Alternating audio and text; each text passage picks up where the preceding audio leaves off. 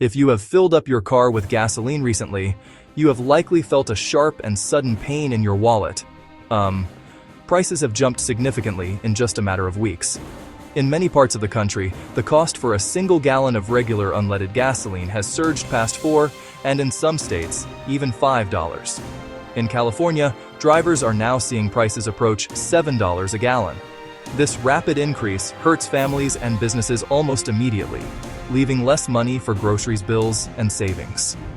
It is a sudden tax on everyday life, and it has left many people asking a simple question: why is this happening now? The first is a geographic bottleneck, a narrow stretch of water that is crucial to the global economy. The Strait of Hormuz is a narrow waterway between Iran and Oman at the mouth of the Persian Gulf. At its narrowest point, it's only 21 miles wide. The shipping lanes that tankers actually use are even narrower, just 2 miles wide in each direction, separated by a 2-mile buffer zone. Through this tiny corridor passes roughly 20 to 21% of the world's total oil supply. That's approximately 17 to 20 million barrels per day. For context, the entire United States consumes about 20 million barrels per day. So, on any given day, roughly 1 America's worth of oil consumption is flowing through a strait you could see across on a clear day. Saudi Arabia, Iraq, Kuwait, the United Arab Emirates, and Qatar all export the vast majority of their oil through the Strait of Hormuz. Some pipelines exist that can bypass the strait, but their combined capacity covers only a fraction of the daily tanker traffic. This makes the Strait of Hormuz arguably the most strategically important waterway on Earth. And right now, the conflict in the region has put that 21-mile corridor under threat. When the strait is at risk, the entire world feels it. Not in weeks or months, in hours. As a result, tanker traffic has dropped by an estimated 80%. Major shipping firms, fearing for their vessels and crews, have suspended all operations in the area. That leaves roughly 15 million barrels per day with no immediate alternative way to reach global markets. The longer the door stays shut, the higher prices climb. The gasoline you pump into your car began its life as crude oil deep underground, often thousands of miles away. The journey to your vehicle's fuel tank is long and complex and can be broken into 4 main steps. Step 1. Extraction. Crude is not uniform. Lighter, sweeter crudes are easier and cheaper to refine, while heavier, sour crudes require more processing. Much oil from the Persian Gulf, now stuck behind the Strait of Hormuz, is pumped onto massive ships at coastal terminals. A single VLCC can hold over 2 million barrels. From the Persian Gulf to the U.S. Gulf Coast takes roughly 45 days. At the refinery, it is heated and distilled into gasoline, diesel, jet fuel, heating oil, and more. After refining, product moves via pipelines, rail, and trucks to terminals and finally to your local station. The entire journey from a well in Saudi Arabia to a pump in suburban New Jersey can take 60 to 90 days. So here's the paradox. Why do prices change within 48 hours of a headline? The answer is the futures market. The answer does not lie in the physical supply chain, but in the financial one. Crude oil is traded on futures exchanges, contracts for oil that will be delivered in the future. A futures contract is an agreement to buy or sell a specific amount of oil at a predetermined price on a specific date. These contracts let producers and consumers like airlines and shippers lock in prices and reduce volatility. However, the market is also dominated by speculators, traders who have no intention of taking delivery. Their goal is profit from price moves. When conflict threatens the Strait of Hormuz, futures traders immediately start pricing in the possibility that supply could be disrupted. This is called a risk premium. It can add $10, $20, even $50 per barrel overnight. The price of a barrel of oil, like Brent crude, soared to $126 per barrel, driven by fear as much as barrels. Goldman Sachs warned even a 5-week disruption could push oil to $100, a forecast quickly surpassed. Gas stations set prices based on what it will cost to replace today's fuel, not what they paid last week. Replacement cost pricing. If wholesale gasoline jumps today because futures spiked, they raise prices today to afford the next delivery. This is why prices seem to rise like a rocket and fall like a feather, Prices go up on fear. They come down on actual supply recovery, which takes much longer. That asymmetry is frustrating and rational from the retailer's perspective. The market moves at the speed of information, not the speed of a supertanker. In any discussion about global oil prices, one organization looms large: OPEC, the Organization of the Petroleum Exporting Countries.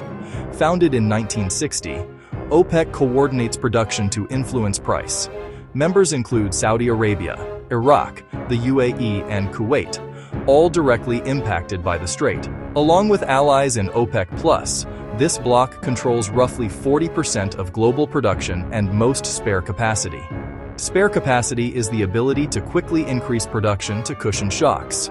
In theory, OPEC could ramp up from sources not dependent on the strait or via alternative pipelines. Higher oil prices mean more revenue. The tension between stability and windfall is constant. A jump from $76 to over $100 per barrel translates into billions for national budgets. Their statements and decisions can send prices soaring or tumbling in an instant. If they add supply, it calms markets.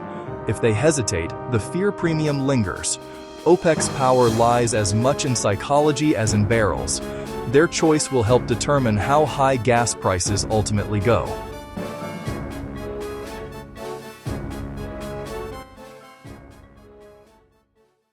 Every major price shock creates a clear divide between those who benefit and those who bear the cost. The sudden surge in oil prices to over $126 per barrel is no exception. This event is triggering an instantaneous transfer of wealth from oil consumers to oil producers. Oil exporting countries and energy corporations, refiners with widened crack spreads, and traders who bet correctly are winning. On the other side are the losers, the average consumer. Since the start of the war, U.S. gas prices have surged by 74 cents a gallon, a 26.9% jump in 1 month. It acts as a regressive tax, hitting those who can least afford it the hardest. Airlines, trucking, and shipping sea costs surge. Margins compress. Prices pass through. Food prices rise because everything rides on diesel. Oil is a feedstock for plastics, chemicals, and fertilizers. Costs ripple across manufacturing. Heating and electricity costs climb as fuels get pricier. Households spend more on essentials, leaving less for discretionary purchases. Services and retail slow. Layoffs can follow.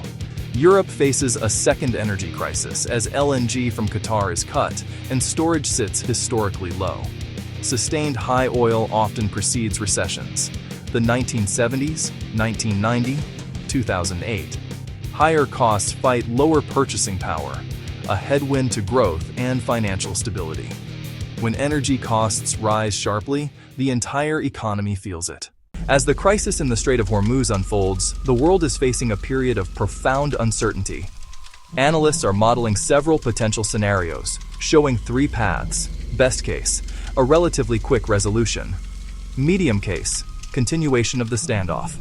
Worst case, a prolonged, painful disruption. In the best case, shipping lanes reopen quickly. Traffic rebounds. The fear premium evaporates. Oil could fall back towards $70 to $80. Gas follows with a lag. In a standoff, oil likely hovers $100 to $130. U.S. gas averages $4.50 to $6. In a prolonged closure, oil could spike above $150. Gas above $7 nationally, approaching $9 to $10 in California. Countries are not defenseless. Strategic petroleum reserves exist for emergencies. On March 11th, IEA members announced a collective release of 400 million barrels. The United States authorized 172 million barrels from its SPR. The goal is twofold: add real barrels and send a message to calm speculation. A coordinated release can break upward momentum and reduce the risk premium, but reserves are finite. At 15 to 20 million barrels lost per day, the cushion is measured in weeks, not months. Strategic reserves are a bridge, not a solution to a long-term blockade. They are vital buffers designed to reassure the world that the lights will stay on. However, they cannot reopen a closed strait. What happens next depends on the strait. The forces driving this crisis can feel immense and distant, but there are small, practical steps you can take. Reduce trips, combine errands, carpool, work from home when possible, drive smoothly, observe speed limits, and stretch every tank. Be a strategic shopper. Use apps like GasBuddy and Waze to find cheaper stations. Fill up early in the week to avoid pre-weekend price bumps. When gas hits 7, efficient cars and EVs change the math. Consider the switch if you can. Invest in efficiency. Small cuts in demand add up across millions of households. That's the profit equation behind gas prices. A 21-mile straight. A futures market that prices fear before reality. A cartel that controls 40% of supply. And a global economy so dependent on one commodity that a disruption anywhere ripples everywhere. The next time someone says prices are high because of corporate greed or because a president pushed a button, you'll know the real story is more complex and more interesting. Free weekly analysis at the link in the description.